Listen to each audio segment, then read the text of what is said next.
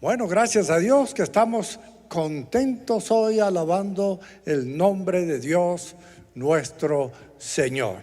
Qué bien que usted está aquí. Uno de los momentos más sublimes en la vida del profeta Isaías fue cuando él tuvo la visión de el Señor que tomó un carbón encendido y le puso en la boca a Isaías y lo confrontó con la vida. Y dice Isaías que él vio a los ángeles y los ángeles decían: Santo, Santo, Santo, nuestro Señor es santo.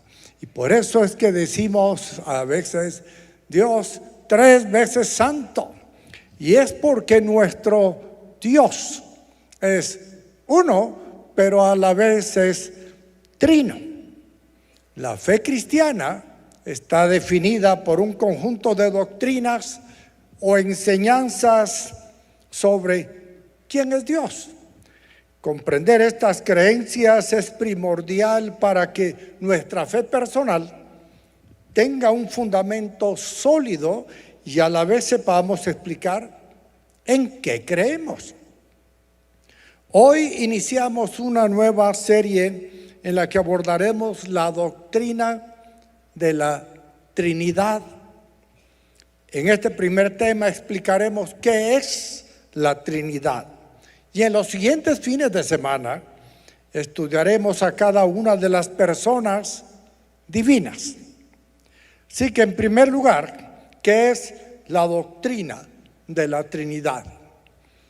Es una de las más importantes y esenciales de la fe cristiana, pues trata sobre la naturaleza de la divinidad.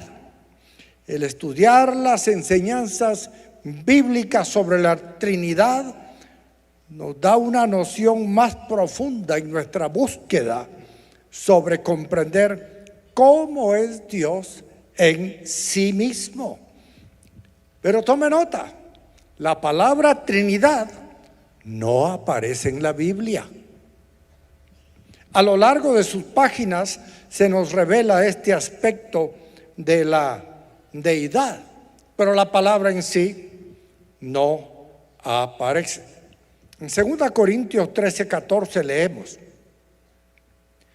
que la gracia del Señor Jesucristo, el amor de Dios y la comunión del Espíritu Santo sean con ustedes.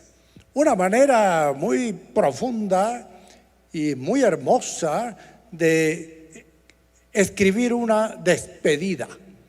Pablo dice que la gracia del Señor Jesucristo, el amor de Dios y la comunión del Espíritu Santo sean con ustedes. O sea que cada uno de los miembros de la Trinidad tienen una participación esencial en nuestra vida. Debemos entender que Dios es un ser infinito que no puede ser totalmente comprendido por nuestra mente finita. Pero aunque Él está más allá del tiempo y el espacio, aunque es invisible y sobrenatural, Dios se ha revelado a sí mismo a nosotros principalmente a través de su palabra, y en ella encontramos que Él es un Dios trino. Coincidentemente, este mes de agosto en Guatemala se celebra el mes de la Biblia desde hace muchas décadas, y el 1 de agosto ya fue reconocido por el Congreso de la República como el Día Nacional de la Biblia. ¿Y qué dice entonces de la doctrina de la Trinidad. Bueno, la doctrina de la Trinidad afirma que Dios en sí mismo, en su propio ser, existen las personas del Padre, Hijo y Espíritu Santo. Sin embargo, es un solo Dios. El término Trinidad fue empleado por primera vez por Tertuliano en el siglo II después de Cristo y expresa una magna verdad bíblica. El Dios único se revela a nosotros en las tres personas del Padre, el Hijo y el Espíritu Santo.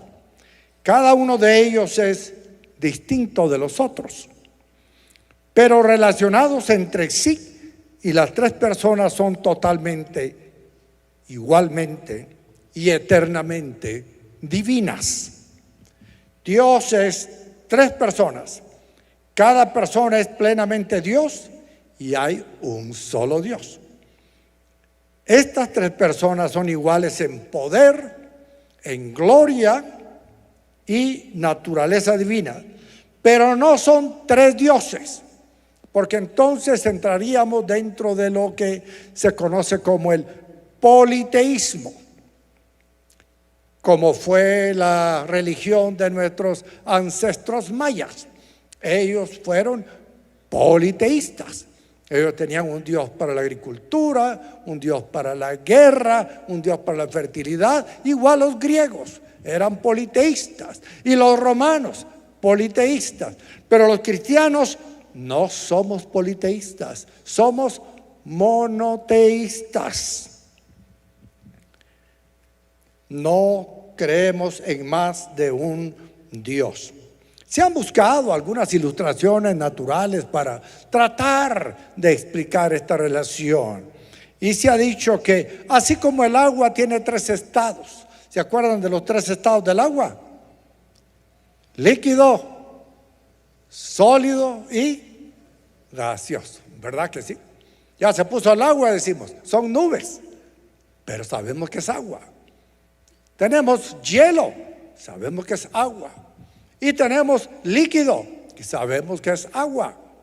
Lo mismo en tres formas. Pero la verdad, no hay una ilustración natural que pueda explicar a un Dios sobrenatural. En segundo lugar, la Trinidad en el Antiguo Testamento. Es hermoso ver que aparece en los escritos del Antiguo Testamento esta importantísima doctrina. El Antiguo Testamento prohibía el politeísmo. El Antiguo Testamento condenaba el politeísmo. Dios establece que Él es el único Dios y que no había otro Dios igual a Él. Lo leemos, por ejemplo, en Deuteronomio 6:4, una lectura que me gusta hacer cuando hacemos presentación de niños, porque Dios le pidió a Israel que le inculcara estas verdades a sus hijos cuando iban por el camino, antes de acostarse, cuando estaban en la casa, cuando estaban en todo lugar. Dice Deuteronomio 6:4, escucha Israel, el Señor nuestro Dios es el único Señor. ¿Qué es nuestro Dios? El único Señor. También puede traducirse como el Señor es nuestro Dios, el Señor es uno. Leamos ahora Isaías 45, 21 y 22. Declaren y presenten sus pruebas, deliberen juntos. ¿Quién predijo esto hace tiempo? ¿Quién lo declaró desde tiempos antiguos? ¿Acaso no lo hice yo, el Señor? Fuera de mí no hay otro Dios. Dios justo y salvador. No hay ningún otro fuera de mí. Vuelvan a mí y sean salvos todos los confines de la tierra, porque yo soy Dios y no hay ningún otro. El monoteísmo afirma que hay un solo Dios. Así que si a usted le preguntan, ¿y usted qué es? ¿Politeísta o monoteísta? Pues no tenga pena de decir soy monoteísta. Ahora si le dicen que usted es mono, eso es otra cosa. La Trinidad revelada en el Antiguo Testamento.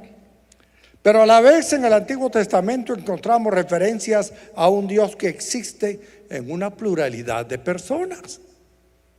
Génesis 1:26 dice: luego dijo Dios, hagamos. Cuando uno oye ese verbo, hagamos, está en un modo plural. Dice, hagamos, quiere decir varios. Hagamos al ser humano a nuestra imagen y semejanza, que tenga dominio sobre los peces del mar y sobre las aves del cielo, sobre los animales domésticos, sobre los animales salvajes y sobre todos los animales que se arrastran por el suelo. Y Dios creó, y no dice crearon. Ahí habló en singular. Dios creó al ser humano a su imagen. Lo creó a imagen de Dios, hombre y mujer los creó. Notemos cómo el versículo 26 habla en plural, refiriéndose a Dios, y el 27 habla en singular. Un solo Dios, pero que se expresa de sí mismo en plural. Otro ejemplo está en Isaías capítulo 6, versículo 8. Dice, entonces oí la voz del Señor que decía, ¿a quién enviaré? Esto es singular. Pero luego dice, ¿y quién irá por nosotros? Eso ya es plural. Y respondí, aquí estoy, envíame a mí. Así que en ese encuentro del profeta Isaías con nuestro Señor, él pudo oír la pluralidad de Dios y su singularidad. En este versículo vemos esta verdad de nuevo. Hay otros pasajes también que muestran a una multiplicidad de personas de la deidad que hablan entre sí. Leamos el Salmo 45, 6 y 7. Tu trono, oh Dios, permanece para siempre. El cetro de tu reino es cetro de justicia. Tú amas la justicia y odias la maldad. Por eso Dios, tu Dios, te ungió con aceite de alegría. Te prefirió a ti por encima de tus compañeros. Y si nos vamos al Salmo 110:1, dice, así dijo el Señor a mi Señor, siéntate a mi derecha hasta que ponga a tus enemigos por debajo de tus pies. Pasemos al Nuevo Testamento. Ahí aparece la Trinidad también.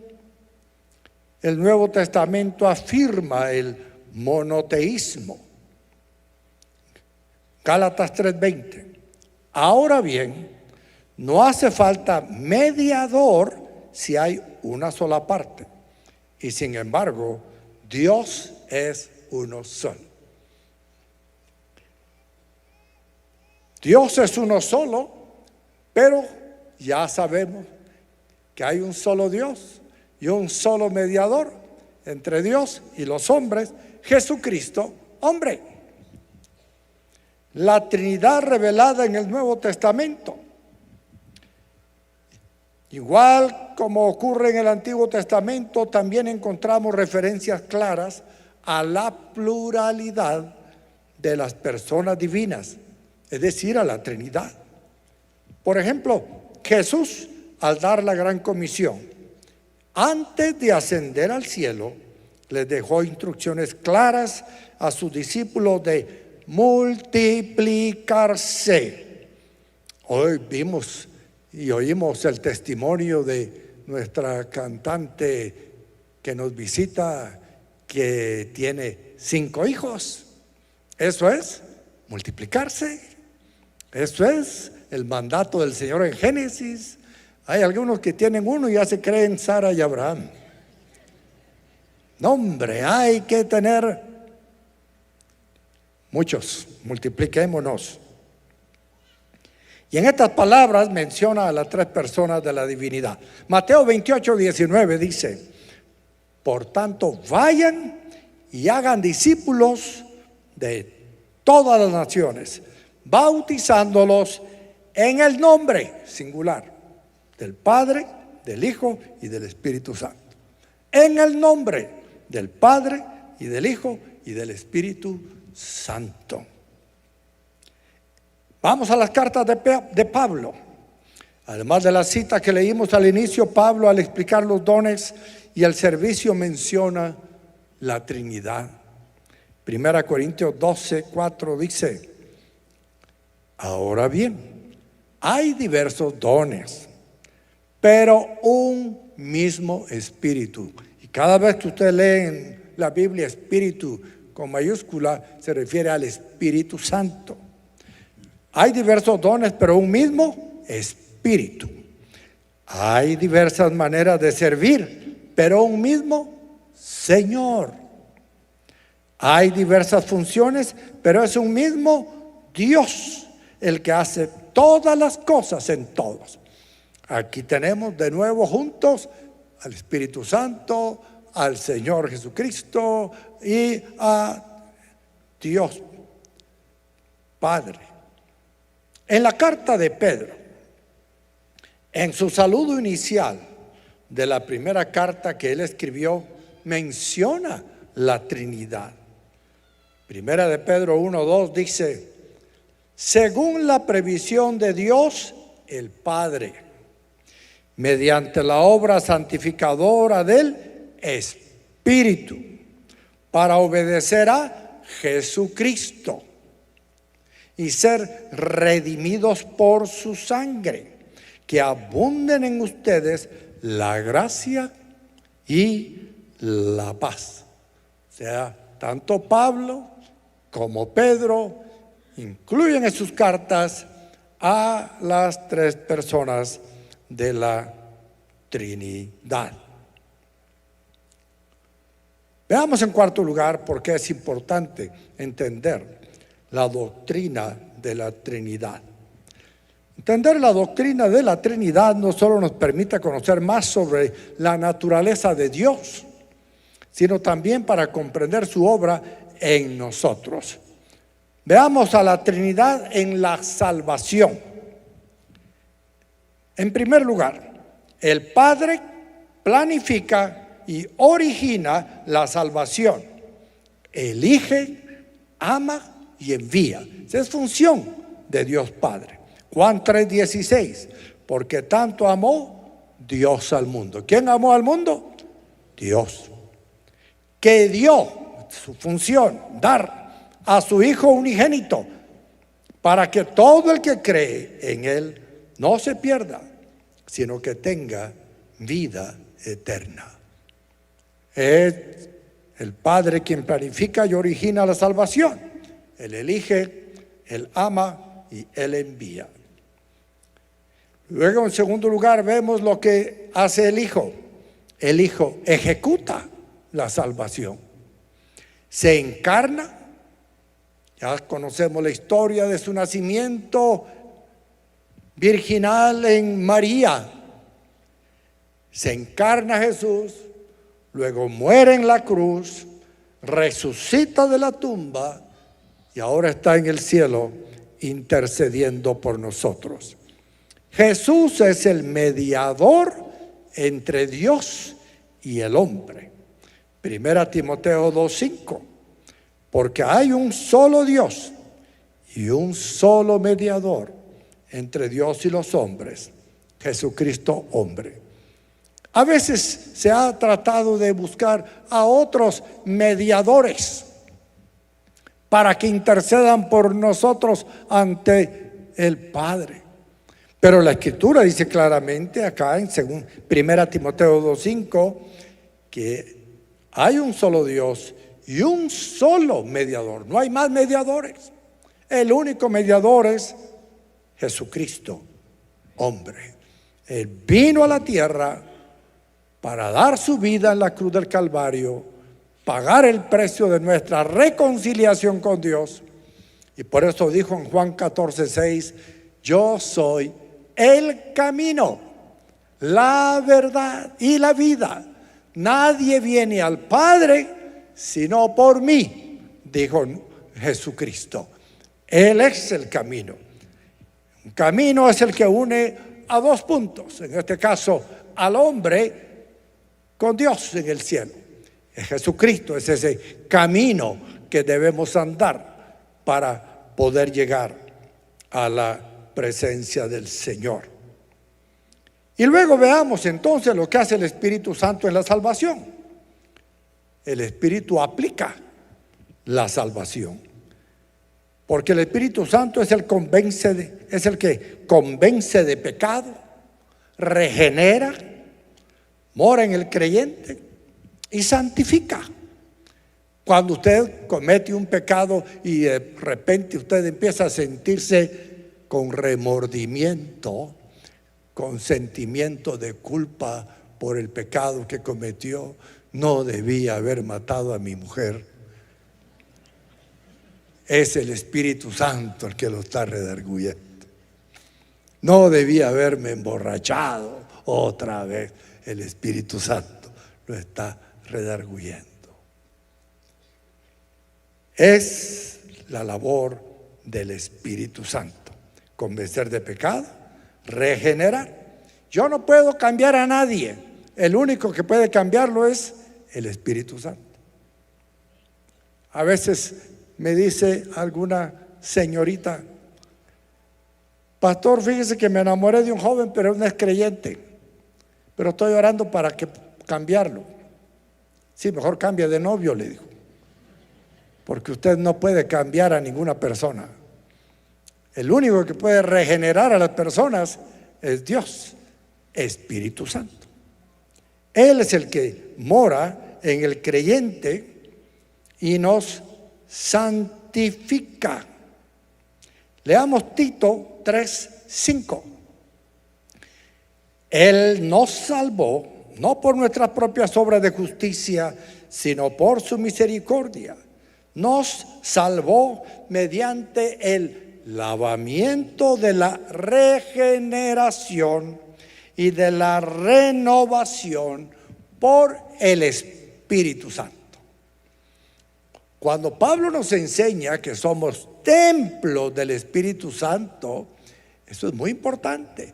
Nuestro cuerpo es templo del Espíritu Santo. Dígale al que está a la par suya, tu cuerpo es templo del Espíritu Santo. Por eso es bueno que lo bañe seguido. Por eso es bueno que lo alimente bien. Por eso es bueno que lo mantenga perfumado y bien arreglado.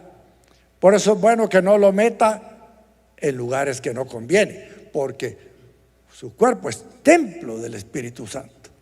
Hay muchas cosas que no haríamos dentro de este lugar porque lo consideramos un templo de Dios. Pues nuestro cuerpo es un templo. Debemos mantenerlo nítido, libre de pecado y de mundanalidad, de rencores, de iras y contiendas. Así que la Trinidad se manifiesta en la vida del creyente.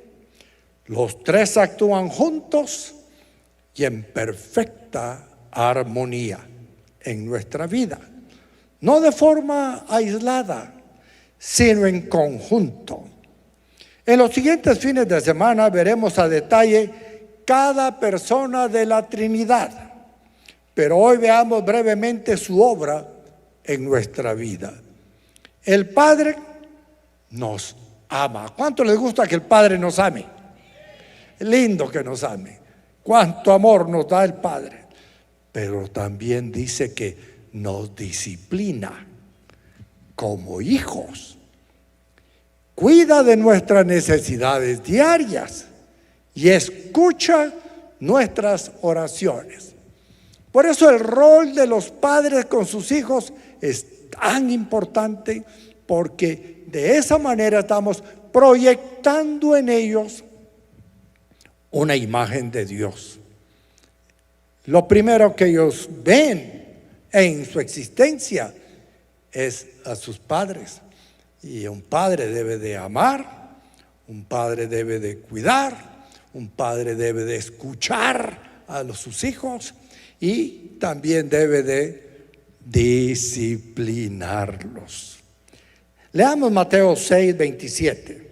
En este pasaje se nos ilustra esta función que hace el Padre con nosotros.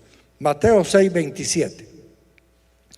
Fíjense en las aves del cielo. No siembran, ni cosechan, ni almacenan en graneros. Sin embargo, el Padre Celestial las alimenta. ¿Quién alimenta a las aves? El Padre Celestial. ¿No valen ustedes mucho más que un par de zanates? ¿Acaso no es el Padre el que nos alimenta a nosotros? Y gracias a Dios que a Él no se le acaban los recursos, porque algunos de nosotros comemos mucho. Versículo 27. ¿Quién de ustedes, por mucho que se preocupe, puede añadir una sola hora al curso de su vida? ¿Y por qué no se preocupan por la ropa? No, ¿y por qué se preocupan por la ropa? Observen cómo crecen los lirios del campo. No trabajan ni hilan. Sin embargo, les digo que ni siquiera Salomón, con todo su esplendor, se vestía como uno de ellos. Si así viste Dios a la hierba que hoy está en el campo y mañana es arrojada al horno, ¿no hará mucho más por ustedes, gente de poca fe? Así que no se preocupen diciendo: ¿qué comeremos? ¿O qué beberemos? ¿O con qué nos vestiremos? Los paganos andan tras todas estas cosas, pero el Padre Celestial sabe que ustedes las necesitan. Dígale a su vecino: no se preocupe, el Padre Celestial cuida de nosotros. Yo estoy seguro que Él cuida de cada uno de nosotros. Anoche, al terminar de predicar allá en Frater Roosevelt, le dije a mi esposa: pasemos a la conexión.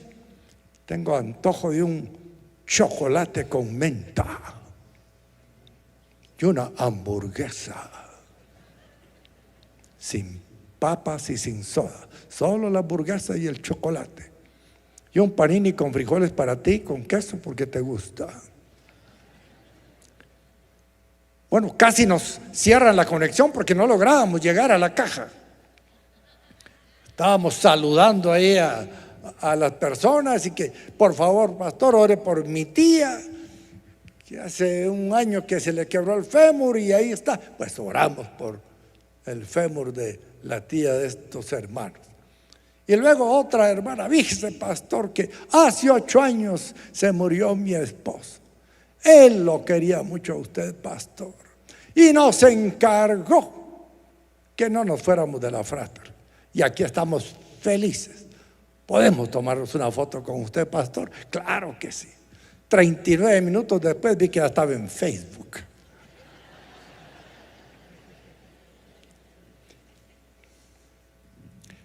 Pero 8 años que quedó viuda y anda feliz de la vida. ¿Por qué? Porque el Padre cuida de las viudas. El Padre cuida de los huérfanos. El Padre cuida de los ancianos. El Padre cuida de sus hijos. Así que No nos preocupemos, porque el Padre Celestial sabe que necesitamos nosotros y lo suple. Ninguno de nuestros hijos, los que somos padres de familia, hemos tenido la experiencia de que se levante un día un hijo con ojeras grandes y nos diga: papá, no pude dormir pensando, ¿cómo vas a pagar las cuotas del colegio? Jamás. Porque ellos saben que nosotros, los padres, vamos a ver qué hacemos, pero vamos a cubrir las necesidades de nuestros hijos, sea de estudios, sea de transportación, sea de vestuario, sea de deportes. Hasta cuando andan con las novias saben que nosotros los mantenemos, les damos todo lo que necesitan. Esa es la vida del padre. Se casan, tienen hijos y seguimos ayudando con la ayuda del Señor. Vamos, veamos lo que hace el hijo. El hijo intercede por nosotros ante el Padre. Es nuestro ejemplo de obediencia. Nos da fuerzas y nos inspira a servir. El ejemplo de Jesús es extraordinario. Él aprendió por lo que sufrió. Aprendió obediencia. Por eso a veces es necesario que suframos para aprender a obedecer. Primera Pedro 2:21 dice: para esto fueron llamados, porque Cristo sufrió por ustedes, dándoles ejemplo para que sigan sus pasos. Es decir, si Cristo sufrió, nosotros, sus discípulos, también sufrimos. Los pasos del Señor son sobre el sufrimiento. Ay de aquel que nos diga: crea en Jesucristo y usted jamás volverá a sufrir. Eso no es cierto. En el cristiano tenemos que aprender a llevar la cruz cada día y a seguirle. Y llevar la cruz implica los clavos de la cruz, la lanza en el costado, la corona de espinas, el vituperio. Ser discípulo de Jesús no nos exonera, no nos hace exentos del sufrimiento. Así que Pedro supo lo que era eso. ¿Sabe cómo murió Pedro? Crucificado. Pero él dijo: yo no soy digno de ser colgado como fue colgado mi maestro Jesús. A mí cuélguenme con la cabeza para abajo. Pedro siempre era especial en sus peticiones. Pues le dieron gusto y lo colgaron para abajo. De todos modos se murió. El sufrimiento ahí estaba. Eso cuenta la tradición. Así que para esto fueron llamados, porque Cristo sufrió por ustedes, dándoles ejemplo para que sigan sus pasos.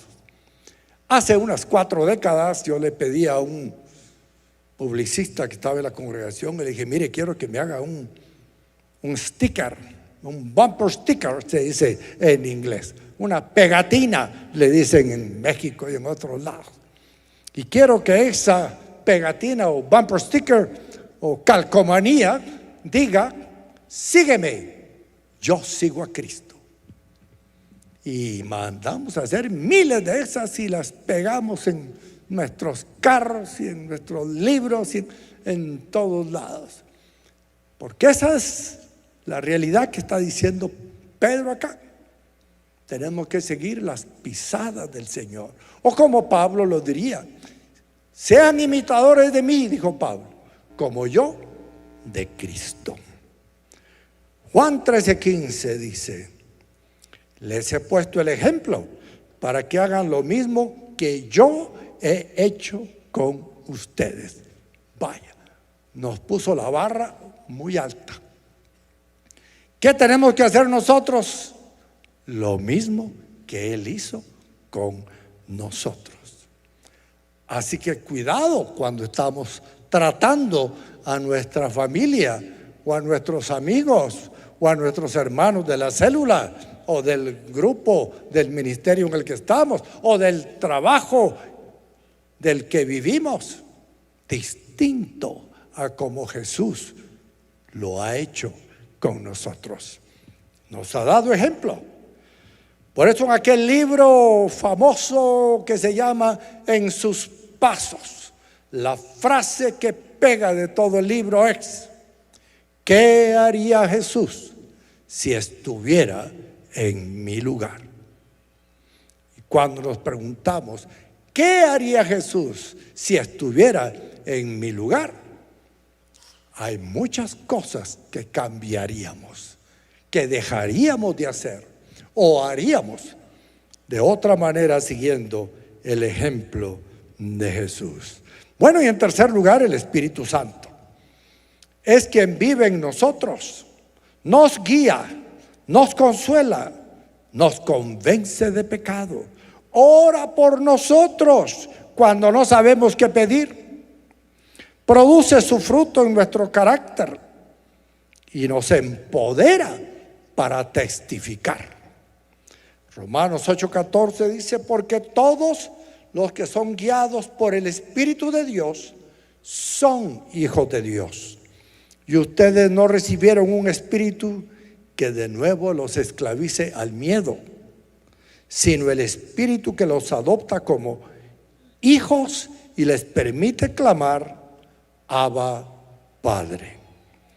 El Espíritu mismo le asegura a nuestro espíritu que somos hijos de Dios.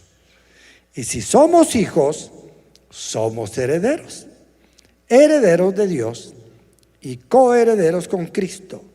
Pues si ahora sufrimos con Él, otra vez, también tendremos parte con Él en su gloria. Y eso es lo que hace el Espíritu Santo: guiarnos, darnos la certeza de que somos hijos de Dios, porque el diablo siempre viene a ponernos duda de si somos hijos de Dios.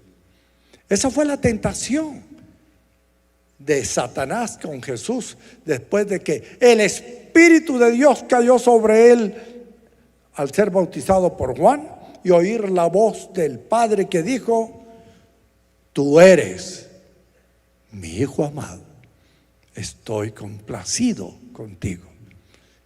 Inmediatamente fue llevado al desierto por 40 días y estando en el desierto fue tentado por el diablo. ¿Y cómo lo tentó el diablo a Jesús? Si eres hijo de Dios. No le dijo: no eres hijo de Dios. Le metió la duda.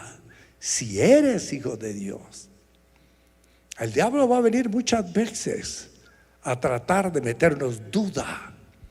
¿Será que soy hijo de Dios?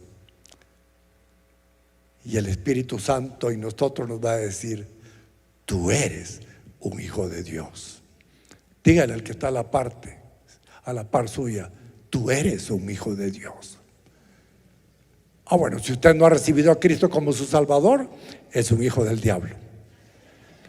Pero al finalizar usted puede tomar la decisión de reconocer a Jesús como su Señor y recibir el derecho de ser llamado hijo de Dios.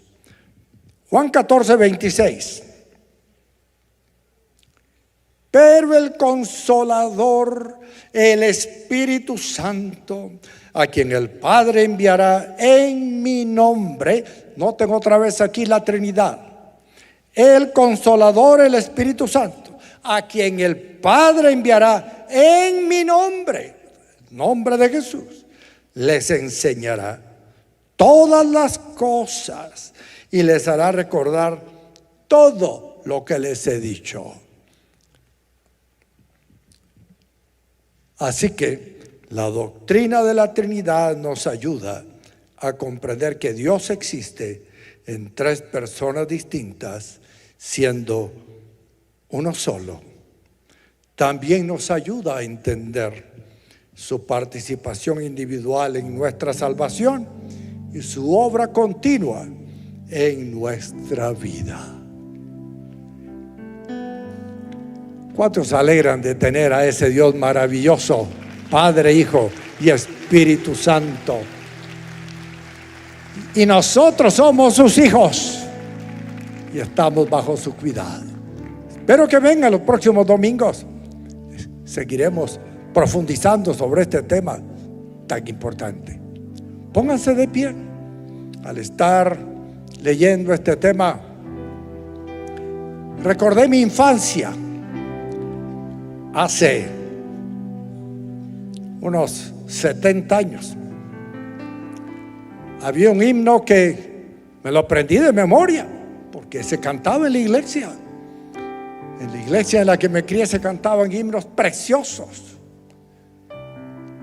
Y le pedí al grupo de alabanza que lo cantemos hoy aquí. Yo creo que les va a gustar y les va a permitir expresar esto que sentimos por nuestro Señor. Santo, santo, santo, Señor omnipotente. Santo, santo, santo, Señor omnipotente, siempre el labio mío lores te dará.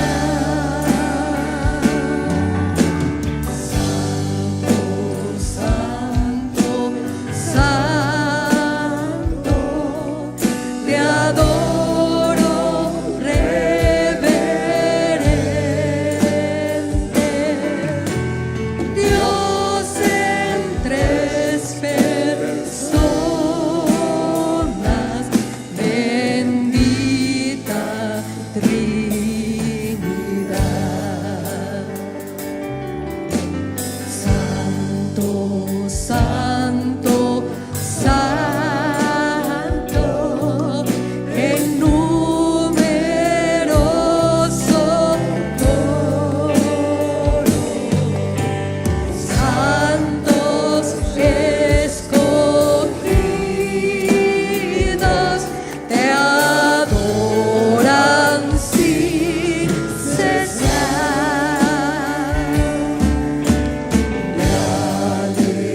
Alegría llenos y sus coronas de oro rinden ante el trono y el cristalino mar.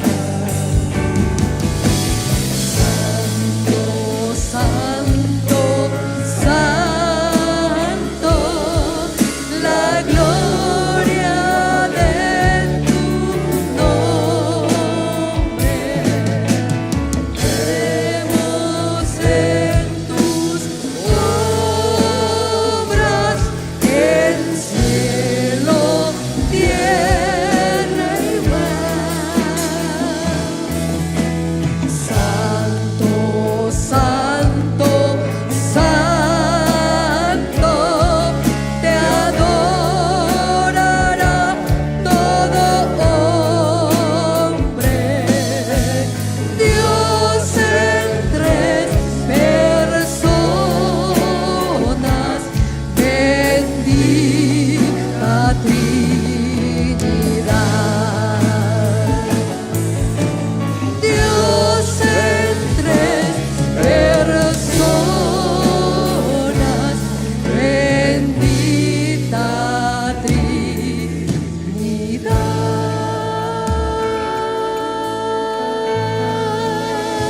Alabado sea el Señor. Aleluya.